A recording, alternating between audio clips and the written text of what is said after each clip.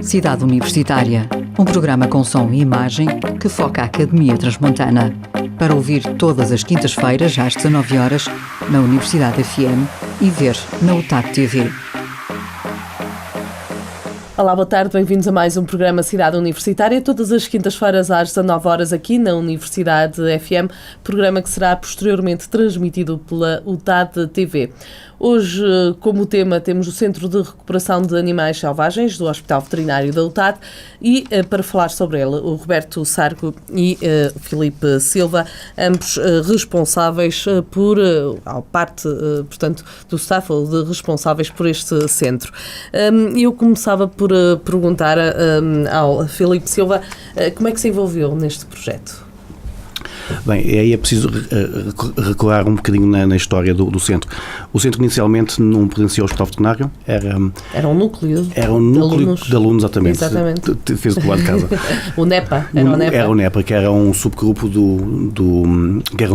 pertencia à Associação Académica, e dentro desse NEPA existia então o CRATAS, que era um subgrupo do NEPA, portanto eram alunos dedicados com algum interesse na recuperação de animais selvagens. Isto vem dos anos 80, eu cheguei à UTAD em 94, nesse tempo já havia alguma recuperação, mas não havia instalações, não havia... Mas chegou como aluno? Não, cheguei como docente. Já como docente. Uhum. E havia o antigo professor Potes de cada casa, que dava algum apoio em pequenas cirurgias que podiam ser feitas, mas podiam ser feitas nas então clínicas veterinárias da UTAD, não havia hospital ainda. Desse pequeno grupo, as coisas foram alargando, houve mais interesse, houve mais alunos a participar, o grupo começou a ser muito interessante, as instalações dedicadas eram poucas, para dar a ideia, a recuperação era feita numa antiga casa de banho, portanto, digamos, tinha metade deste espaço que está aqui, muito pequeno. Portanto, um espaço bastante reduzido. Só que conseguiu-se fazer ali trabalho que provavelmente em muitos outros centros no país não se faziam, em parte porque havia o equipamento das clínicas veterinárias. Em 2009, com as novas instalações do hospital, portanto, a ampliação do hospital, foi criado então um centro especializado, uma área dedicada com 3 infraestruturas de raiz para um centro de recuperação, e aí digamos que o hospital assumiu em termos logísticos, em termos de pessoal, portanto, contratando veterinários específicos para a função, porque até lá era, digamos, mais numa... Era um voluntariado. Ainda hoje. Há muito voluntariado, com certeza. Não, hoje é basicamente dedicado. O que acontece é que em 2009, salvo erro um bocadinho antes, então houve um bocadinho antes até, 2009 houve as instalações novas, talvez um bocadinho mais cedo, então houve a passagem do centro assumido pelo Hospital Veterinário. Portanto, deixou de ser aquele centro de alunos de voluntariado para ser, portanto, uma valência do Hospital Veterinário, é assim? Correto.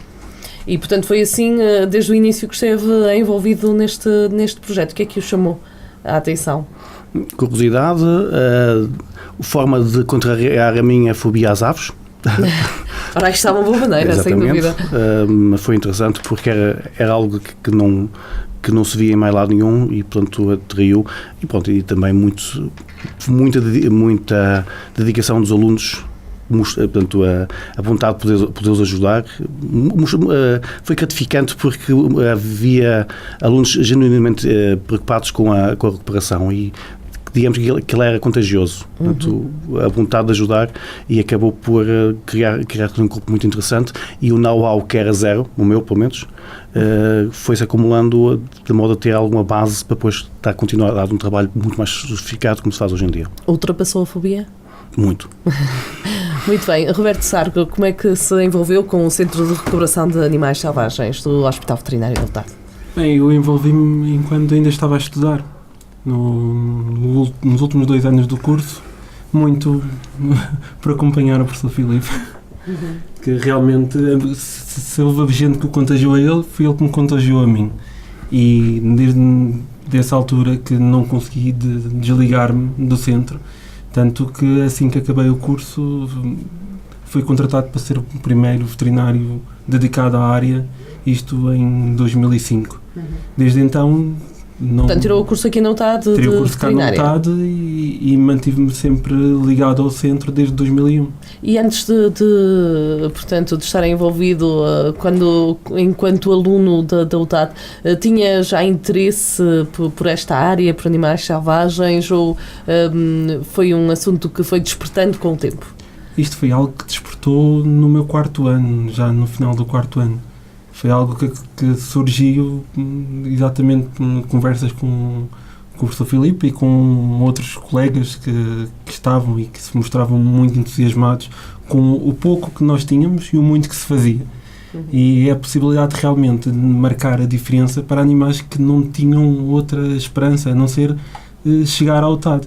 E, portanto, todo esse movimento que se gerou na altura fez com que eu me virasse para uma área que, de longe, seria a área onde eu iria trabalhar na altura. Muito bem. Este centro de recuperação de animais selvagens, que começou então, o CRAS, começou assim de uma forma mais voluntariada e agora é, portanto, uma valência em si, tem uma forma de trabalhar muito específica. Estamos então a falar de animais selvagens. Como é que eles chegam ao centro?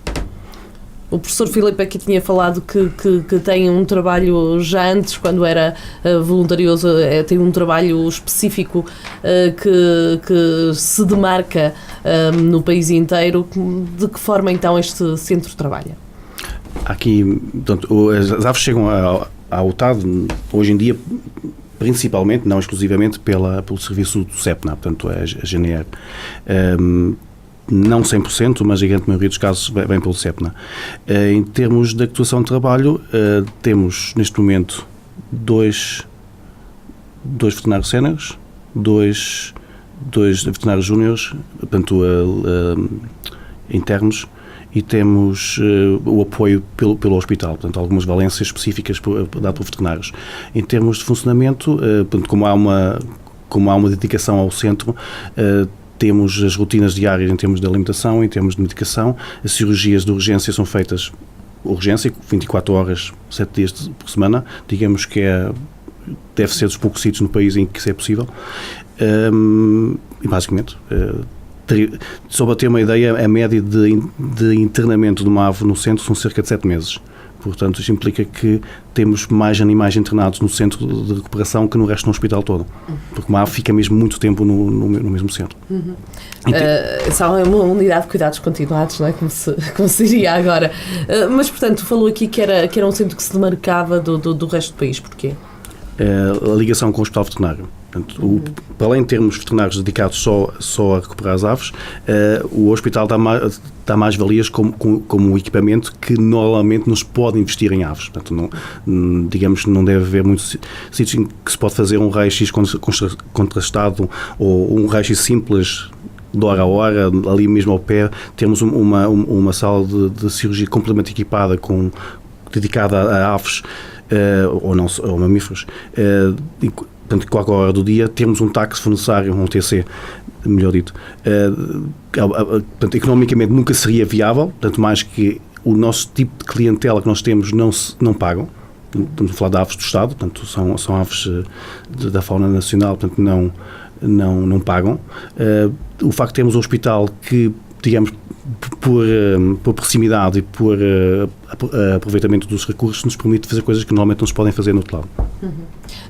Nós estamos a falar do Centro de Recuperação de Animais Selvagens. Isto significa que há diferença na recuperação entre animais, ponto, e animais selvagens. Quais são essas especificidades do facto de ser animal selvagem? Bem, se falamos de animais selvagens, obviamente que toda a gente percebe que são animais que não têm, nem querem ter contacto com o humano. Portanto, logo à partida, a nossa principal preocupação é manter esses animais com um mínimo de contacto humano, de maneira que eles não desenvolvam qualquer tipo de tendência de aproximação ao homem. Se tivermos um contacto muito próximo e, por exemplo, é impossível fazer festinhas a um animal selvagem. Nem convém. Não convém, porque podemos, claro, pôr em risco a nossa integridade física, mas também porque estes animais se habituarem ao homem, ficamos com a devolução à natureza comprometida, porque esse animal nunca voltará a ter um comportamento normal na natureza. Portanto, a primeira grande diferença é que realmente não há um contacto direto na maior parte das situações. Nós minimizamos o tempo em que o animal nos pode ver e mesmo todos os processos como a alimentação numa fase em que a adaptação ao espaço exterior já está a acontecer, é feita de forma que os animais nem sequer vejam quem é que lhes dá de comer. Esta é a principal diferença.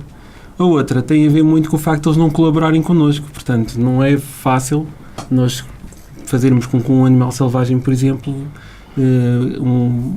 nós falamos mais nas aves porque 90% da casuística são aves e a maior parte delas necessita depois de resolvida a questão médica, necessitam de recuperar a forma física. É muito difícil, por exemplo, conseguir que uma ave faça depois o exercício físico necessário para alcançar uma forma física compatível com aquilo que é necessário para eles voltarem a voar lá fora na natureza. Portanto, há que desenvolver estratégias de estímulo, estratégias dessas que não podem passar por um contacto direto. Muitas vezes têm a ver com mudar de instalações a cada 15 dias, têm a ver com estimular com diferentes tipos de alimento, estimular com animais da mesma espécie, estimular com animais de outras espécies, mas que sejam competitivos, mas não que sejam agressivos entre si. E, portanto, isto é algo que implica muito conhecimento, obviamente, mas que é um conhecimento apoiado, ninguém trabalha sozinho, nós trabalhamos com outros centros em Portugal, trabalhamos com centros no mundo inteiro e todo este conhecimento que nós vamos adquirindo, nós vamos passando para os outros colegas, obviamente, e a grande mais-valia aqui é realmente todos os alunos da UTAD poderem beneficiar deste conhecimento de uma maneira que nenhuma outra universidade consegue passar. Pois acabam por passar este conhecimento aos próprios alunos que estão no hospital e que são internos, lá está. Já foi aqui referido que 90% dos animais que passam pelo CRAS são aves. E então, no geral, nos 100%, que tipo de animais, que aves são e que animais mais passam por este centro? E já agora, quais são os problemas que eles têm? A maioria dos animais, como eu tinha dito, pacientes? 90% deles são aves. As aves são a grande maioria porque também são os animais mais fáceis de capturar. Uma ave que não pode voar não se consegue esconder. Um mamífero que tenha uma fratura de um membro, ele consegue correr com 3. Uma ave com uma fratura de uma asa não voa. Por isso é uma grande razão para 90% dos animais serem aves. Destas aves, a sua grande maioria são aves de rapina e aves pequenos passeriformes que são apreendidos pela GNR em pessoas que vão retirá-los aos ninhos, pessoas que capturam para venda de forma ilícita e, portanto, acabam por ser uma grande percentagem dos animais que nós vemos. Em relação aos outros 10%, digamos que isto varia um bocadinho ao longo dos anos, mas temos uma grande prevalência dos carnívoros, de raposa e lobo, mesmo gineta, e mesmo assim ainda sobra uma pequena percentagem que corresponde aos répteis mais comuns aqui na entrada dos montes, desde a infame víbora cornuda até os mais engraçados lagartos d'água, até anfíbios como as salamandras. Nós vamos passando um bocadinho por toda a fauna autóctone, não só daqui de Trás-os-Montes, porque a nossa área de trabalho estende-se até o resto do território nacional, porque, como eu disse, nós trabalhamos em conjunto com os outros centros e tendo todas estas mais-valias que o nosso hospital tem, que nenhum dos outros centros tem. Obviamente que também recebemos animais de outros centros que precisam de um tratamento especializado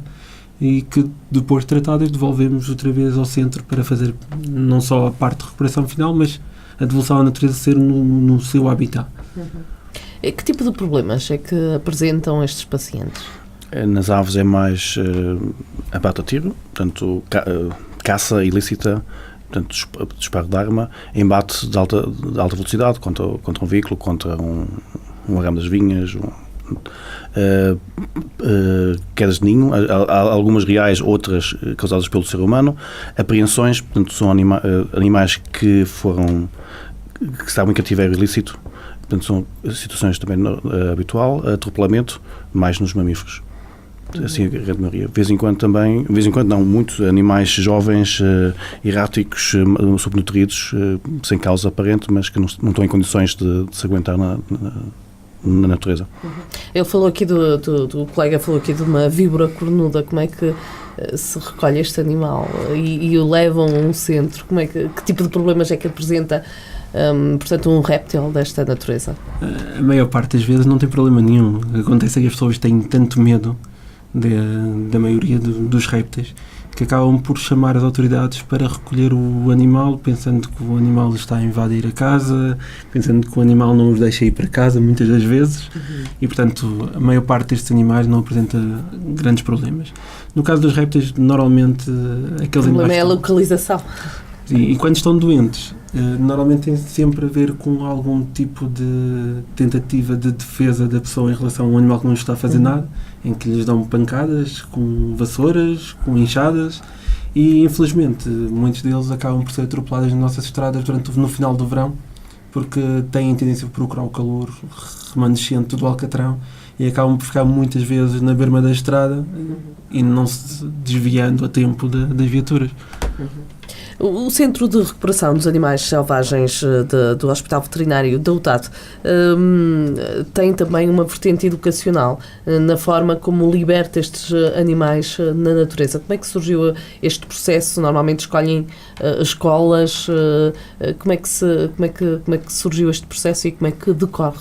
Foi desde o início, foi sempre a filosofia da casa, portanto, não há nenhuma libertação sem, ou pelo menos a tendência para isso. Nunca havia uma libertação sem haver um efeito de educação ambiental, porque nós às vezes pensamos ao contrário, é que o valor genético dos animais que é recuperado, que é muito elevado.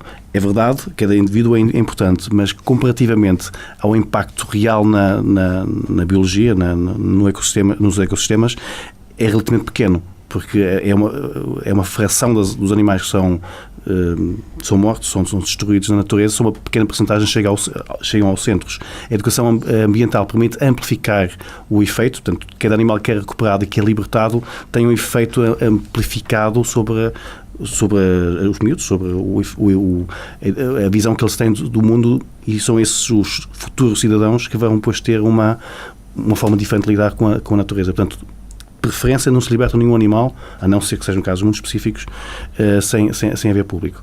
Isto consegue através das escolas, consegue através dos escoteiros, através de mais escolas, às vezes também ações dentro da própria universidade, mas o objetivo é sempre demonstrar que se fez a libertação, explicar o que foi feito, porque tem um efeito muito mais marcado do que a simples libertação do indivíduo para a natureza.